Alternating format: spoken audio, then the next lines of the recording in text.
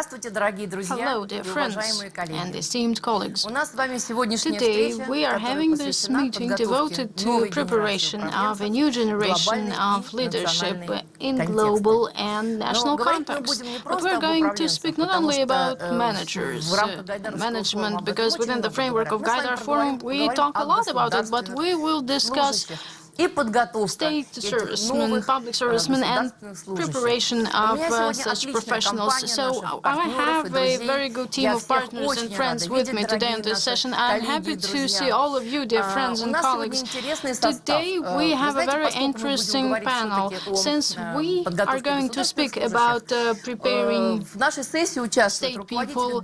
We have representatives of two leading international associations in public administration with us today, American Association NASPAA and European Association NISPACee. So we have leaders of two leading accreditation agencies today with us, CEPA and AMBA International, and two editors of leading magazines, international magazines on public administration, Global Encyclopedia for Public Administration, and the magazine of NISPACee Association. So, my dear colleagues, we've went through a very challenging year, and the subject of GAIDAR Forum this year is Russia and the world after the pandemic.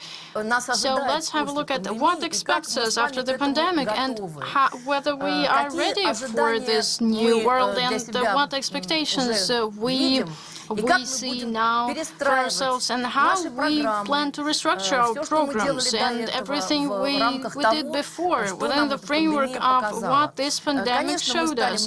Of course, we now value a lot of new things, and we are now very deep into online activities, and sometimes partly we cannot go away from it totally, and this format is also convenient for us, and today's our meeting demonstrates it very clearly. And could you please tell us, what do you see, what will change in your organizations?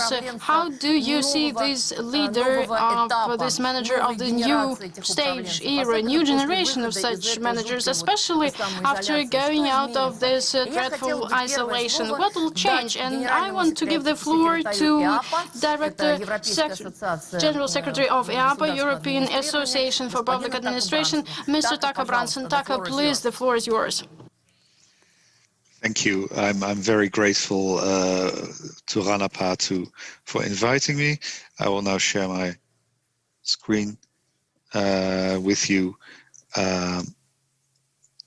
So, what I would like to do is tell a little about how IAPA works, then how we work now during the pandemic and the challenges that we face. And I warn you, there are open questions. We have no 100% solution to the problems we have now. And I will also talk about the specific challenges we encounter in internationalization of programs, what we see and what possible solutions are. Let me go to the first slide, and let me briefly introduce my agency. That's the European Association for Public Administration Accreditation. What we do is we accredit programs that train public managers throughout Europe, and recently we also accredited RANEPA, and we're very happy to do so. Now, our regular procedure is as follows. First, we ask programs to write a self-evaluation report in which they identify their strengths, weaknesses, and the way they work, and some additional materials for us to do research on. So this is basically a phase of desk research. Then, under normal circumstances, we have a site visit by international experts. People should be evaluated only by people who are in the same position as they are. So peers will interview members of the program, their stakeholders, students, and observe how things are going on. On the basis of that, they make a report, which is then evaluated by a different committee, which makes a decision whether or not to accredit. So it's quite a solid procedure. Problem is that it doesn't work under the current circumstances, to which I will get back later. I was asked specifically to reflect on internationalization of programs in our area, programs focusing on state and municipal administrations. Why do they internationalize, or rather, why don't they? The problem is that programs, national administrations are often still islands. Even within the European Union, while there is some level of internationalization, basically national administrations are for the large part focused upon themselves. And so are the programs, because they are usually training people to become public servants within that country. And there are various reasons why they don't look across borders. Often it has to do with national language, which not just in terms of language as a way of speaking, but also the types of terminology and concepts that you use in talking about public administration. But also the issues are very different between, say, Russia, Belgium, Romania, Hungary. Administrations have different issues, and the political situation is very different. And of course, when you train people, you're oriented towards your local circumstances. Even where the national language is not such an issue, this is still a problem. There's also no international labor market in public management. Maybe sometimes people from other countries are hired, but usually it's predominantly people, I don't know why my slides do that, predominantly people from the own country who are hired. This is different from, say, business schools, where you could say there is to some extent an international market with one language, etc. In public administration, we are nowhere near that. Can we change that? To some extent, we cannot, to be realistic. I mean, I don't think these circumstances will structurally change. So there will always, to some extent, be a national focus within training for public administration. But there are things that we can do to improve internationalization, even within those limits. And one very simple way of doing that is international exchange. Within European Union, you have the Erasmus program that allows basically free exchange, almost free exchanges between students, between different countries, but also staff. They can take short visits to other countries and learn. This is very important. So this helps. What you can also do is what they call internationalization at home. So make sure the rest of the world is reflected in the curriculum that you have, in the teaching that you have. Simply, and we, as an accreditation agency, we value this. That, for instance, if programs have books from other countries on their lists, if they show that they teach students how situations in other countries are, this is always a mirror. And in this way, bring the world a little into the curriculum. And finally, what's very important to us is that programs, academic programs at universities and high prestige academies have a connection with international academic research, so that they are aware through journals, for instance, international journals, what is happening in other countries, and they bring that knowledge into their curriculum. So there are Sorry, Taka, I can interrupt you, if I may. So now let's not focus on the slides, because we're pressed of time. Unfortunately, we have colleagues to speak. But what do you see? What has changed because of the pandemic?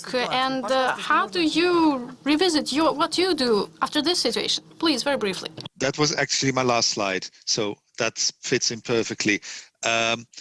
How do we do it now? Problematic. Programs are not prepared, so they are surviving. They're very much in the moment, so they have other things on their mind than accreditation. We understand. Site visits, normally very enjoyable and worthwhile, now not possible or just dangerous to everyone involved. So we cannot do them. Partly you can go digital, as now, but some programs, they simply do not have the capability to host so many meetings fully digitally for several days. So we have to look for some sort of hybrid or other solution.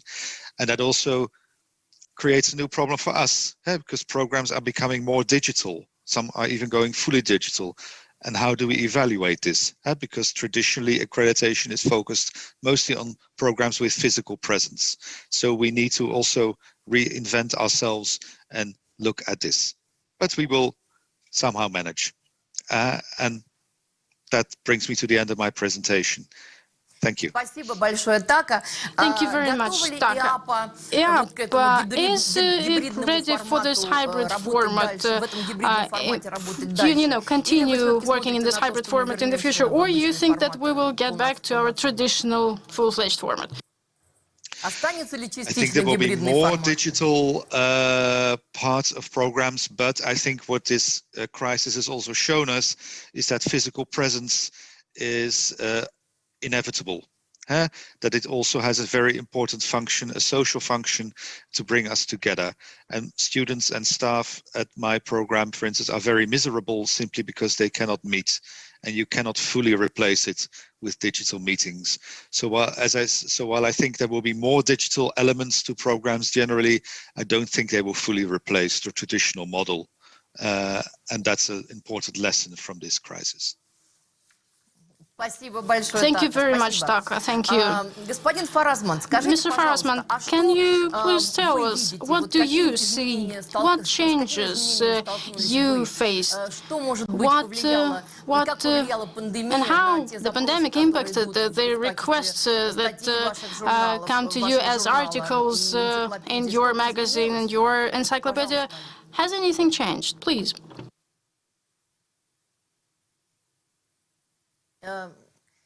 No sound.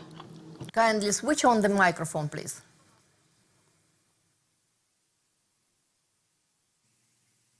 Okay. Oh, yes, thank you. Thank you very much. Спасибо большое. I wish I could speak Russian, and also I could understand, but this obstacle soon will be overcome. But I don't have slides here, but I would echo what Professor Taka has already mentioned. And so because these issues and the slide points presented are shared globally by the NASPAA, that is the accrediting agency organization in an American public administration and public policy. We have a similar, basically, exactly the similar process, programs, and so forth. The key points, let me point out without the slides, given the short time frame that we have here. Training new generations of public managers must be an essential part for running any government, local, regional, and the national or federal, and by the same token at a global level. We are living in a globalized world. Now, the degree to which different countries, different people, and professionals have been affected, obviously, there are obstacles that have been mentioned already, one being the language. But let me frame a couple of other points as well, point out here.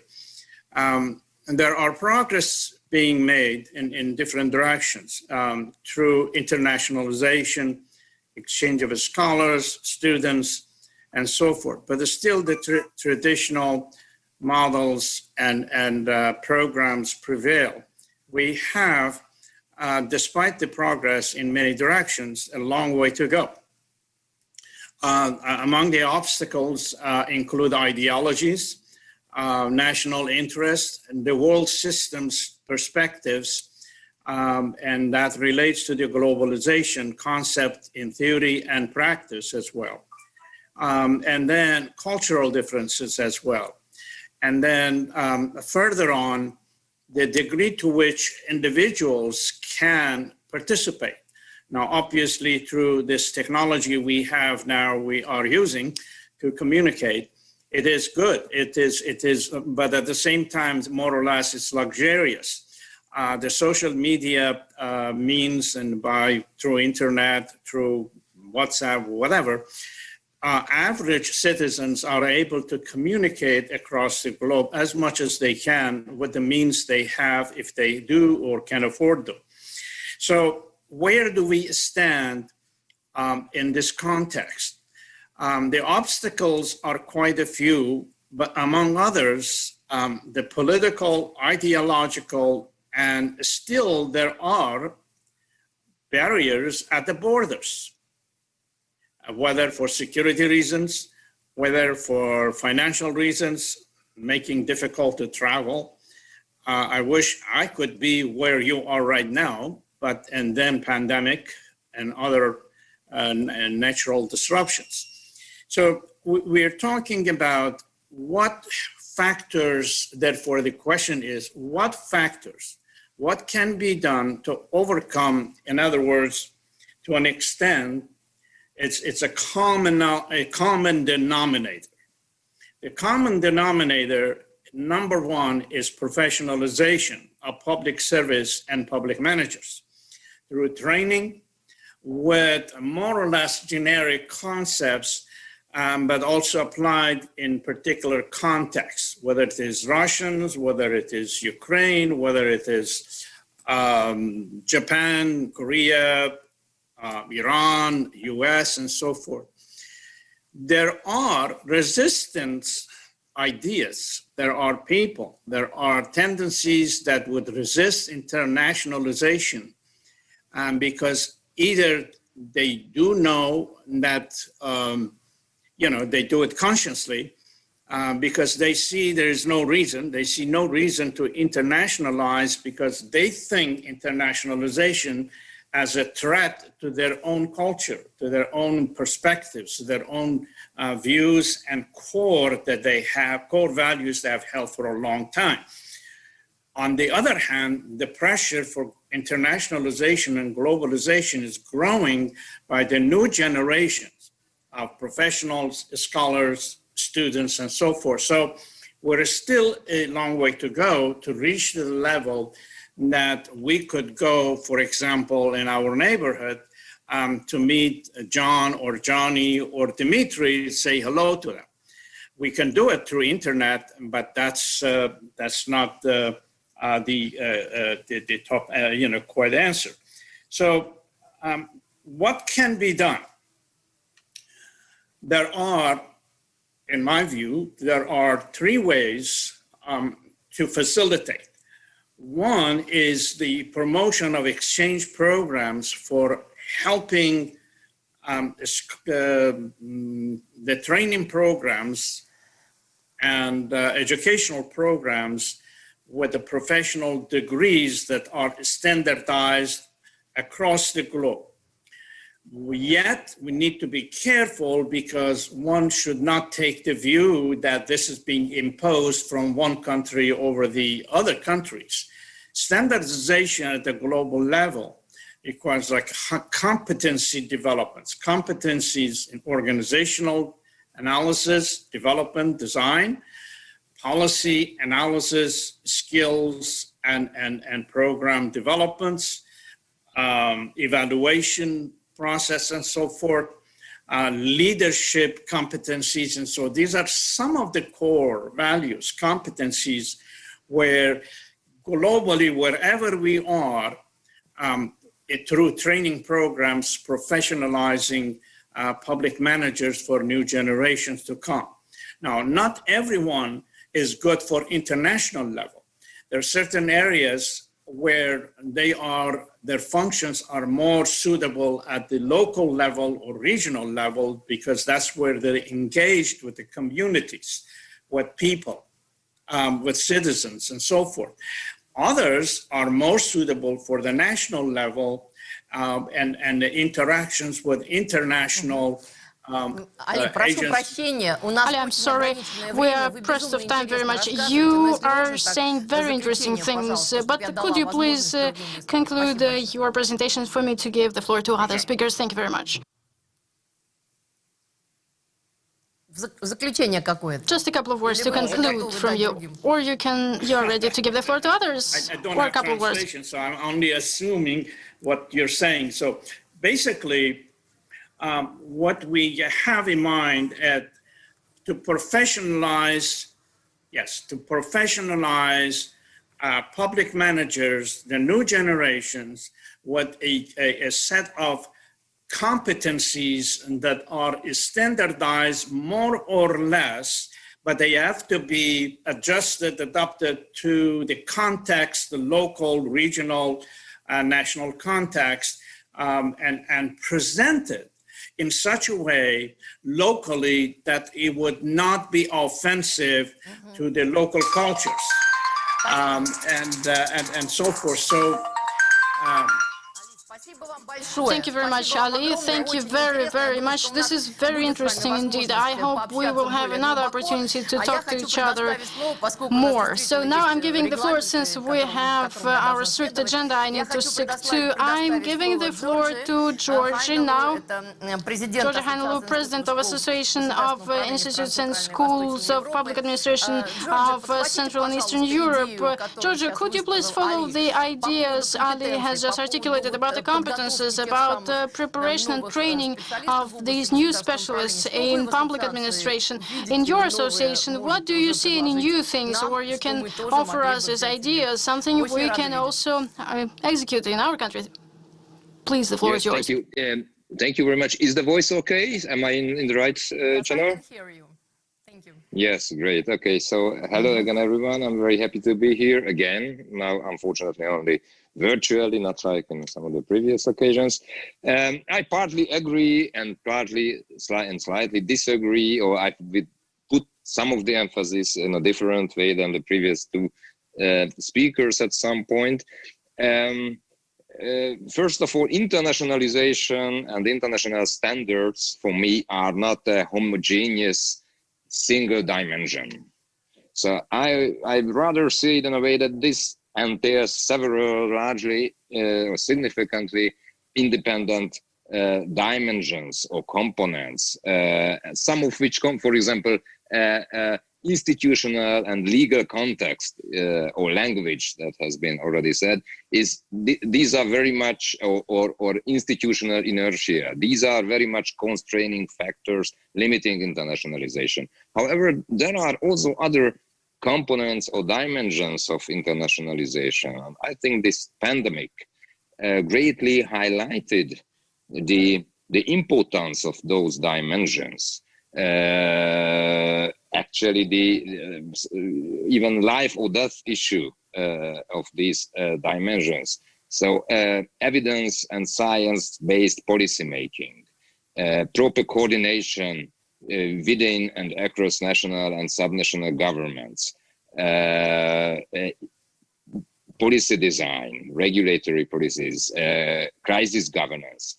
These are all, I think, issues that to a significant extent, I mean, the body of knowledge, it's fairly internationalized. And here we have a lot of international standards. So I think this very dark year that is behind us and which we hopefully end not in a long time from now, this highlighted the importance, the vital importance of these factors. We have to promote this, and we are able to promote, and it is, I think, feasible. Now, the mission of the network of institutes and schools of public administration, NISPACee, of which I'm currently the president, is exactly this, promoting standards in these respects, international standards in these respects. So I think that's for the mission. So I think what we have been doing has grown in importance a lot, and I think this importance is becoming obvious to more and more people. So national trajectories, institutional lock-in, national traditions, of course, they will be always there. It's going to be always important, but there are also other things that are vitally important. So that's one thing. The other is how this has affected us personally as an international academic organization. I think it's pretty much the same, whichever institutional context you are looking at. We are not prepared for having to live with this for a long period of time. We expect, and I think this digital and virtual life that we are having nowadays highlighted that we are genetically, we humans are genetically, and also our institutions are genetically coded to have physical interaction with each other. We cannot miss this. We can miss it for a while, but we will have to return to some sort of normality. That's the second observation. So we postponed, for example, the annual conference. Hopefully we will be already maybe in some form able to. I absolutely agree with you, Gyorgy. Yes. And I have one small remark to make. Not just darkness is coming away, but we just learn to look, to see the things despite of the darkness around us. It was very sharp comment from you. Yes, and actually, I just wanted to make a final, a third remark. Sorry, that what we have learned, because your question was what has changed. And I think there is an important change, and we all witnessed that.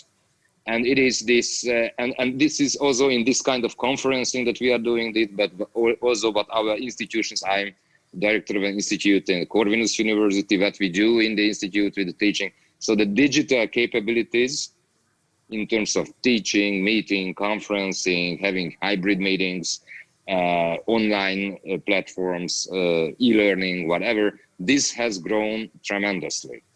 And I think that is important. That is very important. It will never replace physical interaction, but it will enhance it. So in that sense, I am optimistic. Согласна абсолютно. Спасибо, I absolutely agree with you, Gyorgy. Thank you very much. Что готов сказать по поводу того, как AMBA реагирует What do you want to say about the reaction of AMBA to new challenges, and what kind of public servants we are going to see in the future, or what kind of public officials we need? Good evening from London. Коротко, Джордж, у нас время ограничено, поэтому... The challenges of teaching leadership and the advantages of teaching entrepreneurship to both business administration and public administration students. I've been leading AMBA accreditations at business schools around the world for a decade now, and I've always been puzzled by a bit of a mystery. Often schools would avoid teaching leadership, putting leadership in the business school curriculum. And it took me some time to figure out why. There are three reasons. First, there is power distance. Students don't see themselves as potential leaders in many emerging countries and in Asia in particular. Second, there is on the supply side, it's difficult to find authoritative professors who can teach leadership from a practical perspective, from their own executive corporate experience, corporate or public administration experience for that matter. But the third reason is somewhat conceptual, and it is that leadership is an integrative and holistic subject. So it comes across as fuzzy and abstract to students. So often the outcomes would be suboptimal, and because there is no manual how to become a leader. It's similar to strategy. Teaching strategy and teaching leadership are difficult because the components are hard to pick apart. Now, if I can contrast that with teaching entrepreneurship to both business schools, at business schools and at public administration schools, entrepreneurship has useful heuristics. It comes with concrete steps. It's a bottom-up type subject. If I can give you an example from China, before AMBA, a decade ago, I used to teach China business at Sophia University. And my example from China is actually a lot more recent. It's from Shanghai. The leading architecture and medicine university in Shanghai, called Zhongji University, has a policy that requires every single student to take an entrepreneurship course, whatever their subject is, whatever major they're doing, architecture, medicine, humanities, business. And the president of Tongji University has this policy called 110-1. 100% of students take entrepreneurship, 10% go on to do a minor in entrepreneurship, and 1% end up actually becoming entrepreneurs after they graduate. But the interesting part are not that 1%. They're very straightforward. They're the entrepreneurs. The interesting part are those 90% who take entrepreneurship and then go on to corporate careers, public service. And they're interesting because they've been exposed to entrepreneurship education and they develop an entrepreneurial mindset. And that's huge. Because there is a misconception about entrepreneurship. Entrepreneurship is not about finding the winning idea, finding the golden nugget, growing a seed. The correct metaphor is entrepreneurship is about digging a tunnel through the mountain. It's about execution. It's about getting things done. And entrepreneurship gives students this entrepreneurial mindset where they can they focus on getting things done, on starting things off, on getting things wrong, that's expected, on asking for help, changing direction, all things that are part of the lean startup methodology of the startup canvas. So if I can bring us back to the Russian Soviet space, you may remember a Georgian philosopher called Merab Mamardashvili. Mamardashvili says that the key characteristic of European civilization is activism, doing things rather than waiting for things to happen to you. And the irony is now that as civilizations evolve, other parts of the world, America, China, have become more active than Eastern Europeans and Western Europeans. So conclusion. Подходим к заключительной. Да. And at schools of public administration, we have a responsibility to develop an entrepreneurial mindset that stirs up this activism and shapes the next generation of leaders. And that's not merely thought leaders, but also action leaders. Thank you very much. Спасибо огромное. Спасибо большое, Джордж. Спасибо. Thank you very much. Юрай, я знаю, что вы, что NISPACee запустила проект, который называется NISPACee started a project called Буквально 2 минуты. Скажите, пожалуйста, Can you just in 2 minutes tell us about this project? What are the new ideas with regards to the pandemic? You have 2 or 3 minutes. Thank you very much for inviting me. The project maps public administration programs in selected countries of Central and Eastern Europe. And I wanted to focus only on one element of it, which was already mentioned and discussed here. It's internationalization. And maybe I'm frequently bringing not very positive messages. And the message from that project is that our systems of accreditation in Central and Eastern Europe are still very much closed because internationalization is not sufficiently supported. And I think it's a mistake, and we have to work together on it. And there is a clear evidence that internationalization is not sufficiently covered by accreditation criteria, and especially not sufficiently promoted. So we have to do much more. Very briefly, it's one only small item from big message from that project, and all information can be found on NISPA webpage. Thanks very much. Это правда очень важный элемент, и действительно это в том числе и создает проблему для This is true, this is very important, this creates problems for our programs to be internationalized, because we do not have a lot of programs which are fit the international criteria. We can talk about this when we speak one-on-one. Jeffrey, what's happening at NASPAA? How do you react to the situation which we face right now, and what do you propose to change in training public officials of the new generation? Thank you. Just very briefly, unfortunately, we do not have lots of time.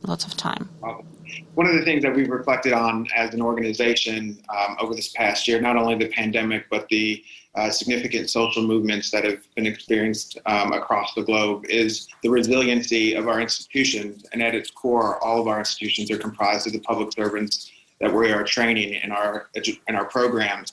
And the big question for NASPAA is, how do we build resiliency not only in our students, but give them the capacity to build resilient institutions? The ability to react to the pandemic and digitize the public square and continue civic engagement was a competency that many of our public servants weren't prepared for. And so how are we preparing this generation to be able to be adaptive to future scenarios and situations? Us as an organization, we continued our accreditation activities digitally. But as Taco said, that those are no substitute for the on-the-ground interactions, and we look forward to continuing those as soon as possible. А вот как пандемия, какие вы видите выходы из ситуации? Do you see any solutions? What will be the new generation of public administrator after the pandemic finishes? What do you see will be the new characteristics, qualities of a person of the new generation after the pandemic?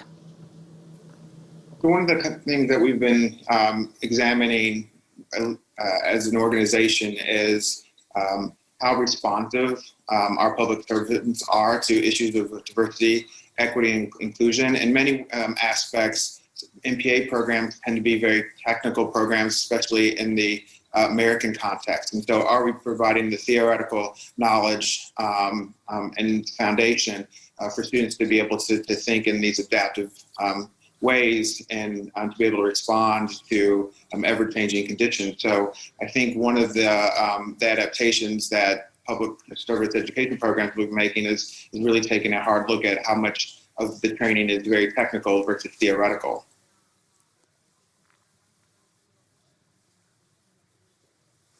Хорошо. Спасибо большое, Джефф. Коллеги, у нас время неуклонно учится. Jeff, thank you very much. Our time is running to an end. I would like to thank everyone. We all do understand this challenging situation we are in right now, and we know how we were getting used to the new conditions. When we are thinking about preparing the new generation of specialists in public administration, we understand that we need to remember about the new young specialists, people who after the pandemic will have absolutely new outlook on the world. Yes, we are all using internet very actively, but they also use the internet as much as possible, and this is the new thing. And of course, this changes, this influences the programs that we propose. We need to think about changing our programs. Jeff mentioned that. Juraj spoke about that. Entrepreneurial components, soft skills components, they should be there. We need to have sustainable development components in our programs. And I think this can be said not only about business education, but also this should apply apply to public administration programs. And let me say a controversial thing, possibly it's controversial for you. Possibly the pandemic, which pushed us to start using internet much more, it also made us using these elements much more in our programs. Dear colleagues, I hope that next year we will see each other here in the real communication format. I'm waiting for the meeting. I'm looking forward to the meeting with you at the next Gaidar Forum next year. I wish you lots of success despite all the difficulties.